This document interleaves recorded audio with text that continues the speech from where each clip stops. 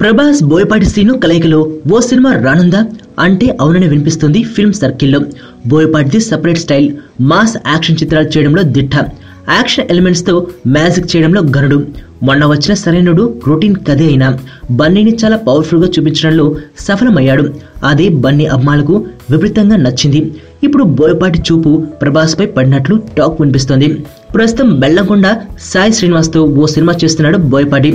దాని తర్వాత ప్రభాస్ సినిమాని పట్టాలెక్కించే అవకాశాలున్నాయని ఫిల్మ్ నగర్లో టాక్ వినిపిస్తోంది. ప్రభాస్ కి కూడా యాక్షన్ చిత్రాలకు సరిపడా ఇమేజ్ ఉంది. సరైన యాక్షన్ కథ పడాలి గాని ప్రభాస్ దమ్ము చూపించడం ఖాయం. సో ప్రభాస్ బోయపాటి కలిశారంటే ఆ లెక్కే వేరు. అయితే అన్నిటికంటే ముందు బాహుబలి 2 ఫినిష్ చేయాలి, ఆ తర్వాతే కొత్త సినిమా.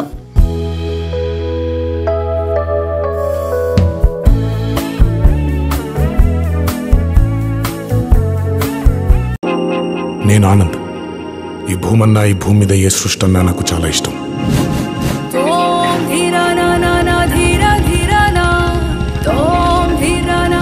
చెట్లు, మొక్కలు, గాలి, నీరు, వాటిని కాపాడుకోవటమే నా పని కూడా.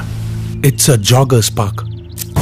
213 చెట్లు ముంబైకి చాలా ఆక్సిజన్ సప్లై చేస్తుంది.